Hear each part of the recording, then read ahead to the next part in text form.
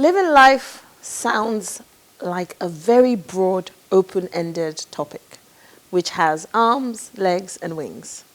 But the more I thought about it, the more I realized it can actually be quite simple and uncomplicated. It's simply about the values you live by, how effective or ineffective your beliefs are, and the choices we make whilst navigating through this thing called life. And I think it's also about making a decision to be kind to self daily, despite the challenges and because of the victories. So it is only befitting for me to be speaking with a guest who has lived and is still living life. Someone who by and large has done it their own way and at each turn has found a way to push forward towards the light. Tolulope Ighodalo is an HR consultant and the CEO of Creative HR, a consultancy firm that works with public and private sector organizations on corporate reform, restructuring, and transformation. For over 12 years, she worked in the then Shell Petroleum Development Company in various PR and HR functions. In 1971, at the age of 16, wow, Tolu was one of Nigeria's youngest broadcasters, before going on to study English and Theatre Arts at the University of Ibadan in 1976. I wasn't even born then, guys. Welcome, Ms. Ighodalo. It really is an honor to have you here with me today. Thank you very much. So, living life. Big topic, living life. Let's delve right in. What was life like when you were growing up? I'm sure every adult, every older person will say our lives were better when we were growing up. Every generation says that. The truth is, life is always the same for each generation. Each generation thinks their life is better. The generation of today, Generation Z, I don't remember what they call all of them, always think their life is better. They're doing it better than the previous generations. True. So the truism is that everybody's life is better in their time. But do you think that it's changed between then and now? Societally speaking, it has. It has due to many reasons, population explosion, which results in other societal challenges like insecurity, like more people. When I was growing up in Ibadan, we could go out and not lock our back doors or our front doors. Wow. We could go to bed, sometimes we'd forget to lock the kitchen door, and it was safe. You could leave your car parked in front of Mokola Market and not lock the car with your handbag in it on the floor. In front of the market? Yes, and you come back and find it like that. Wow. You know, but gradually as time passed, by the time I finished university in 1976, things had changed. There was more stealing. When I was little, I would walk from Jericho, where we lived, or Links Reservation, where we lived, to Dugbe or Bagi by myself. For a lot of people who don't know these places, there are cities in, there are areas in Ibadan. Areas in Ibadan, which is a state in Nigeria. No. Ibadan is the capital of Oyo State, today's Oyo State. Yes. It was then the capital of Western Region when I was a little girl. And as I grew into my teens and university, it became Western State, was broken down.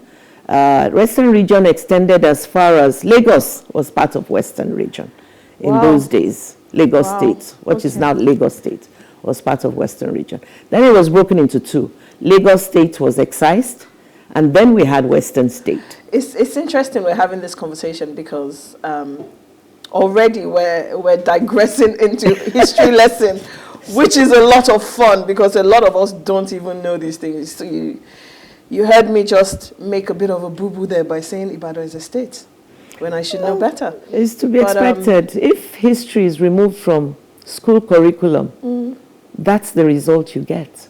Very true, very true.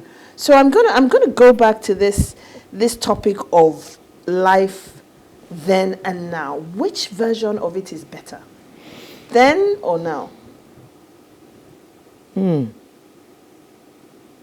For me, I would say then. Why? Because it was easier to live life then.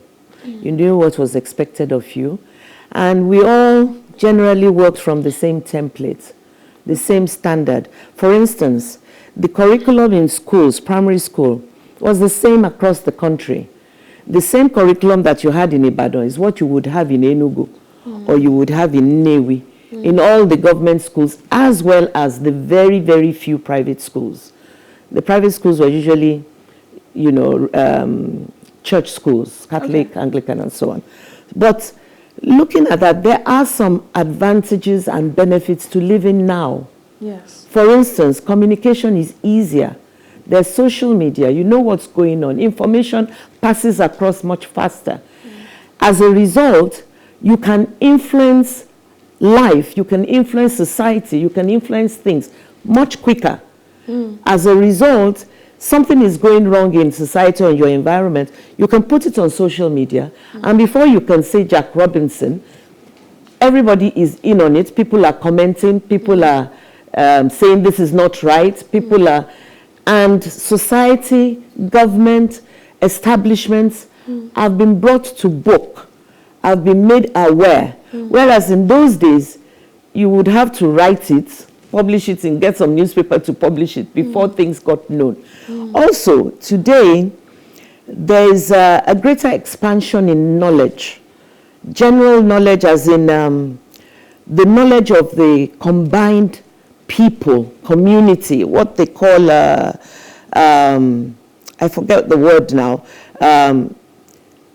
the composite knowledge that everybody has. You know, the exact word escapes me. But then there's greater knowledge. There's electronic knowledge, there's computer knowledge, there's we're now what's in the information age, where there was a time when it was the Milky Way age and that kind of thing, the industrial age. Now we are in an age that is galloping. It's moving so fast and so beneficially, knowledge-wise. And it's exciting. Yes, it's a lot more exciting. So is it exciting for older people, though? Well, for somebody like me, it's exciting.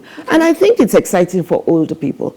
I have a relative, a cousin, who at 72, she and her husband sold their assets because most of the children were abroad and relocated. Okay. In those days, you wouldn't dare, you wouldn't think of doing that kind of thing, you know, even though there were those who would go. Yeah. So things happen now. Before you can blink, it's on TV. You have a station such as this, and it gives information. I love PlusTvAfrica's information on different parts of the world, especially Africa, different cities in Africa. It passes out knowledge. So it is exciting to know. And even the villages are palpating now. If we put the right kinds of structures in place, honestly, the suburbs, nobody will come to the cities. So it is exciting. That is actually interesting to hear, because sometimes you wonder if the older generation actually understand, or rather embrace, the knowledge that the technological era has to offer. Because there seems to be a lot of older people use WhatsApp, but then when it comes to the other social media tools, there seems to be a bit of a disconnect or a distance. Like which ones? Like LinkedIn, some Instagram, you know, they use it in some capacity, but then there's this thing of, okay, we can maybe use it for fun, but it's not necessarily a tool for education. But from what you're saying, it is. It is a tool for knowledge dissemination and acquisition of knowledge. LinkedIn, you've got to remember, is really for the working generation, for people who are still working.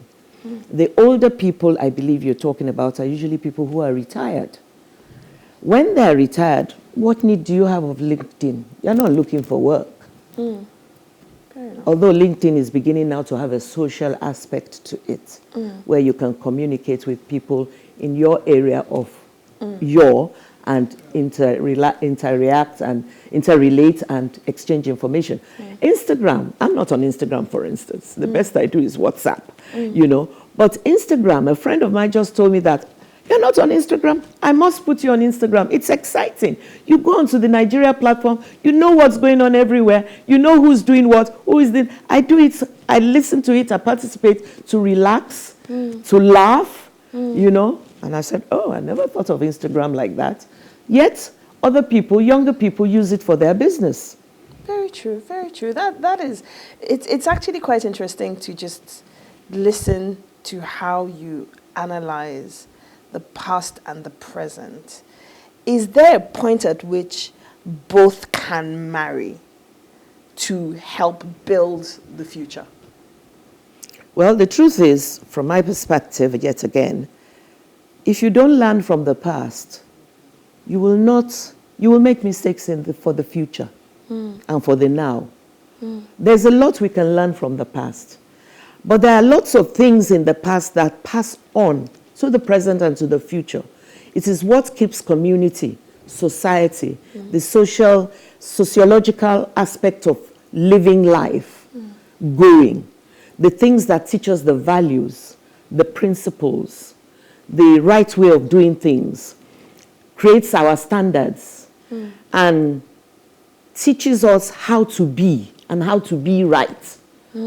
Now, it is because a lot of those things have been lost and are not adhered to that society is in the dire straits it's in of confusion, especially the young people who do not look into themselves and who really do not know how to be or how to do things. The thing is, even as young people, we all think the same way, generation to generation. I see. We all have, as young people, how do I do this? This is how I'm feeling. I don't feel appreciated by my parents. I don't feel, I'm in school, I'm being bullied. I was bullied in primary school, for instance. And because there's social media, a lot of today's young people don't speak out. In my time, my mother would ask, how did your day go in school today? And she would make the effort to come home. She would stay at work till later, but she would come home at 3:34 with all her files and sit while I sit doing my homework and she's doing her files, just so that she is with me before I go to bed to make sure that myself and my brothers are doing things right. And she's teaching us and not leaving us to the vagaries of the house staff. And she's teaching us the way she wants to teach us. So I could tell her, for instance, that one boy or a group of boys did this, they put me on the ground when I was crossing, and they called me Ice Kungba, or they did that kind of thing. Yes. And she said, oh, they called you Ice Kungba. Go back and tell you that your eyes are just like your mother's. And anybody who calls you Ice Kungba, they give them a box. You have to learn to fight back. And she taught me to fight. You know, she told me, no, don't come home and moan and cry. Stand your ground and fight back. Let them know that you're not a pushover. I wonder how many mothers sit and talk to their children today. I wonder how many, and that's what I see in the young mothers. You know, I told my daughter when she got married and started having children, that you need, because the way society has evolved now, you cannot leave your children to starve. You need to sacrifice working outside of your home. I know it's not easy for everybody.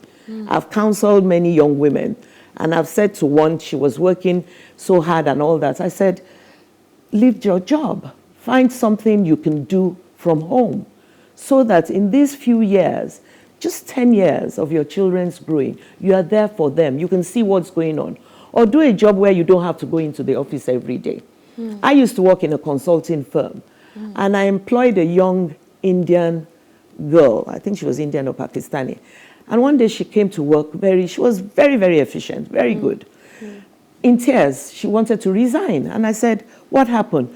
She's lost 5 maids in the last 6 months, and her husband has said, no, she has to sit with the children. I'm going to have to interrupt you because, as always, when you and I sit to talk, we can talk forever. Yes. And we are very fast running out of time. So I want to quickly ask you two very quick questions. One is, if you were to give your younger self 3 to 5 pieces of advice or life hacks, what would they be? The second is the opposite of that. Your current self, if you were to do the same thing, what would it be? So let's start with your younger self. Let me ask you first, what is life hacks? Advice about how to navigate through life. So your younger self, what would the 3 to 5 things be? Be less critical of people. Be less critical of people.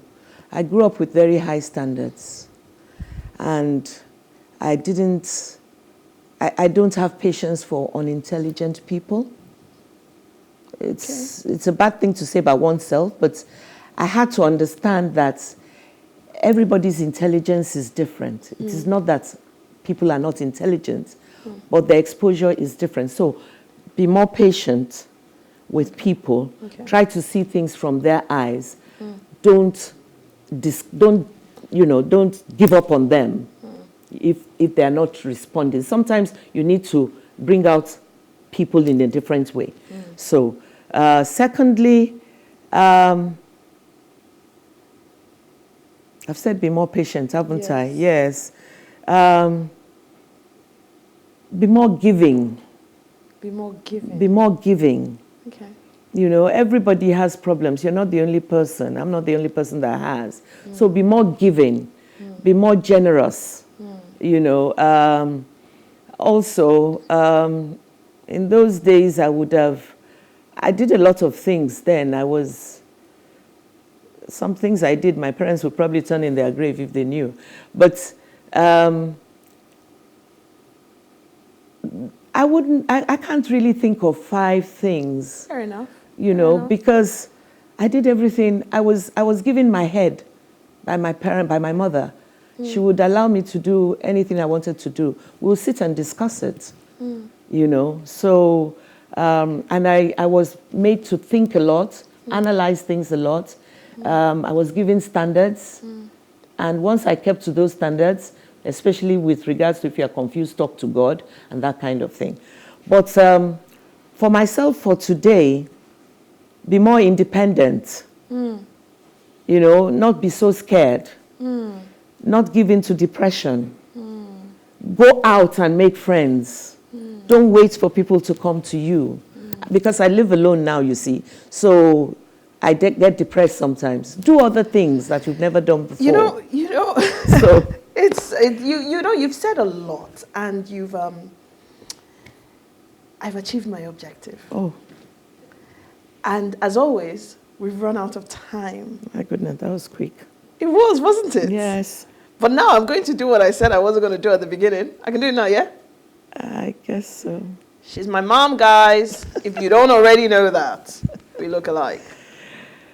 She's my mama. I'm not too sure we look alike, but people say we look alike. People say we look alike. Okay. This has been a lot of fun. You were so nervous. I'm Yes, so happy I was. we did this. Thank you for having me on your show. Yeah, I can call her mom now instead of Ms. Ighodalo, which sounded a bit odd. But I really do hope that she's been able to shed some light and give us some insights into how we can live a much fuller life. And this has been really, really amazing. Thank you so much, Mommy. Thank you. Thank you for having me. It's been fun. Great. It's been fun. It wasn't as bad as I thought it would be. I told you. John, Helen, and myself are going to very quickly round off the show. So please stay with us for a few more seconds. Thank you.